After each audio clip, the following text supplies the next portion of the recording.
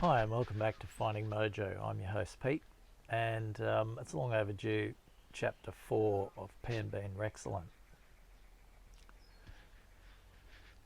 Now Pea and Bean had just passed a giant footprint in the sand as they headed north along the beach towards a surf break they'd noticed a bit earlier, also looking for a place to camp. As they approached the reef break, where there was a rocky outcrop and a perfect right-hand break coming around the point, Pea and Bean got very excited about the potential for some good surf to happen there. But as the day was wearing on, it was more important at that stage that they find themselves somewhere to camp for the night. They passed over a small stream running off the volcano and figured that if they followed that stream a little way back, they may find a nice flat area to pitch their tent that was close to the surf break and close to water. So they trekked back over the back of the beach, found a little cleared spot, maybe 50 metres back from the sand, and dropped their gear.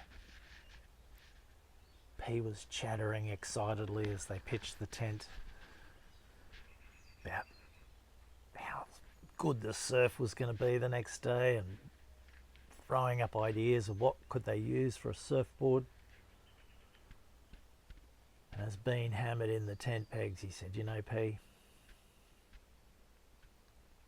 I've got an idea for a surfboard. We passed some bamboo back there. I'm going to go cut some cane tomorrow and figure out how to turn it into a surfboard.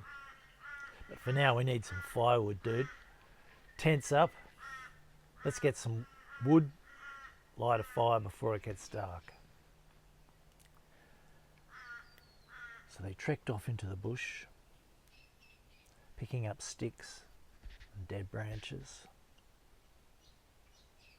neither of them aware that the entire time they were being watched. They returned to the campsite. P put his Boy Scout skills to good effect and lit a nice little pyramid fire. Bean broke out the remaining Vegemite sandwiches and some of the fruit they'd picked earlier. Put the billy on with a bit of water for a cup of tea. P sighed as he laid back with his arms behind his head, looking at the sky, the stars slowly appearing. He said, "This is all right, mate. I know I didn't want to come at first, but yeah, I don't mind this." Bean chuckled. "I knew you would, P. I knew you would. You just had to get off your backside and out of the house, off that TV." P laughed. "Well, it was a little bit scary getting here though, Bean. Your invention didn't quite work right, did it?" "Yes, it did, P. It got us here perfectly safely." "Yeah, but Bean, this isn't New Zealand, remember? That's where we were going." Bean said, "Oh yeah, there is that." Then they both laughed. Bean poured some tea. They told a few old jokes they both knew the punchline to. And eventually the conversation turned to surfing the next day. The wind had dropped and Bean said, "You know, Pete, if it stays still overnight, it's going to be glassy and perfect in the morning. We've got to get something to surf on." He said, what about our sleeping mats?" He said, "Yeah, if we get really desperate, but I want a proper surfboard, dude. I want something I can stand up on, you know." He said, "Yeah, I know what you mean. Well, You're the inventor, Bean. I'm going to leave it up to you. Then, at that moment, Bean yawned. And he said, you know what, P? I want to get an early night. I want to be up at the crack of dawn and into that, getting a surfboard made into that surf. Absolutely, P agreed. So they put out the fire. That was P's idea because he was a bit of a Boy Scout. And it was a sensible idea as well. And then they crawled into their little orange tent. Now this was a tent that Bean had found at the rubbish tip.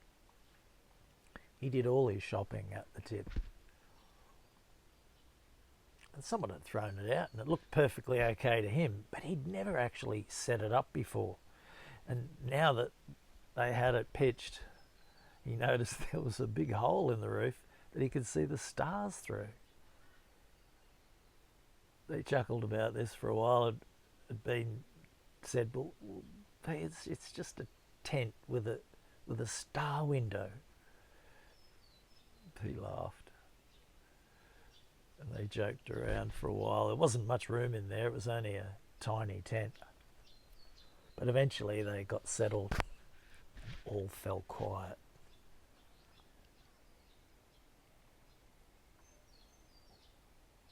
What was that? P asked, when he heard a branch snapping in the bush outside. Oh, P, relax. It's just an animal or a bird or something.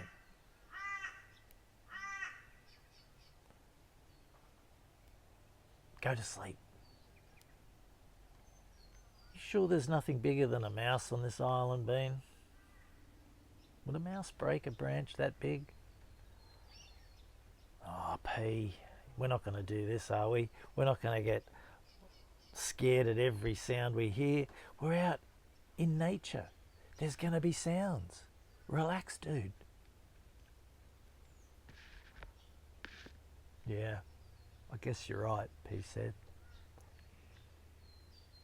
And he rolled over and closed his eyes. And then there was an almighty crack. And they both sat up in their sleeping bags, looked at each other and said, "That's not a mouse." P said, "What could it be, Bean? That thing's got to be huge." Bean said, yeah, hang on. And he rummaged around and he found his shorts and he pulled them on and he opened up his pocket and he reached in, dug around for a while, and he pulled out his little wind-up torch and he gave it a few winds because it doesn't have a battery. He says, "I'm going out for a look." "Be careful, Bean. What if it's a monster?" Bean started to laugh. "Pete, I don't think monsters are real, dude." And he unzipped the jiggly zipper on the tent that was coming apart at the seams. And he poked his head through to see what was going on outside, wishing the fire was still alight. But it was pitch black out there. The moon was just on the horizon, starting to come up. Wasn't much light. The light was coming through the trees at a low angle, casting big shadows. "I can't see anything, P. I'm going to go outside." "I don't think that's safe, Bean." Bean turned around and looked at P. "Do you think we're safe in this little orange plastic tent, P?" And he continued crawling out of the tent, stood up and looked around. Then he saw something that wasn't there before. A big shadow on the edge of their campsite, quite tall. He said, Pete, I think something's there. Whatever it is, it's monstrous. He said, quick, get back in the tent, Bean. Bean laughed. Don't be ridiculous, Pete. I'm safer out here. I can run. Then the shadow moved, stepped forward into the moonlight. Bean shook his head, rubbed his eyes in disbelief and said, no way. He said, what has it been? Is it something really scary? Bean looked up and up and up at the head of what could only be a Tyrannosaurus Rex. Hey, it's a dinosaur. What on earth's it doing? They're extinct millions of years ago. P came scrambling out of the tent. And as he did, he pulled on the tent pole to get up and the whole tent collapsed. But neither of them cared.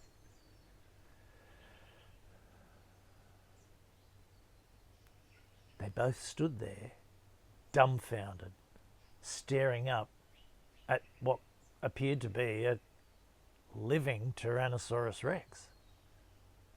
P said, Bean, shouldn't we run right about now? Bean said, hang on, P. T-Rex is a meat eater. P said, yeah. Well, don't you get it?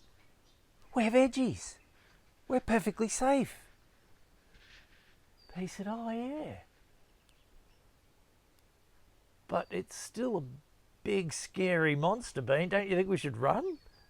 He said, no, hang on. It's just looking at us, P. It seems curious. I'm going to try something. He reached his hand into his pocket, dug around for a while until he found what he was looking for, pulled out a dog whistle, put it between his lips and blew. Now neither P nor Bean heard anything. But that dinosaur, if it had ears, they couldn't see them. But they pricked up. And its head cocked over and it went, huh? Bean nodded his head and said, righto, let's try something, Pete.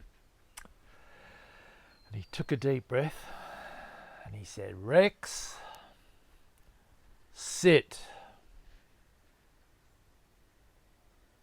Well, they were absolutely flabbergasted when the dinosaur sat down. Bean laughed. He said, you know, Pete, when his ears pricked up to the dog whistle, I thought I'd try a dog command. And it worked. Rex, good name, Bean. Rex's tail was wagging. He looked happy. He looked happy to see them. P said, I reckon he's been pretty lonely, Bean, on this island. All by himself. Maybe he wants someone to play with. Bean said, well, let's try something else. And he picked up a stick and he said, Rex, fetch. And he threw the stick. Well, Rex jumped up, flicked around. The tail nearly wiped Pea and Bean out as it swung past. And he bounded off, causing an earthquake. Came back a minute later, dropped a stick at Bean's feet, covered in dinosaur slobber. Ew, P said. So they looked for another stick. And so the game went on until Pea and Bean started getting pretty tired. They said, Rex, it's time for bed. But Rex just wanted to play. So Bean took a deep breath and said, Rex, lie down. go to sleep. Rex made a funny noise. We laid down. We're going to bed. See you in the morning. And Pea and Bean had to pull the tent back up and climbed into their sleeping bags. But it wasn't long before the earth began to rumble to the sound of dinosaur snores. To be continued.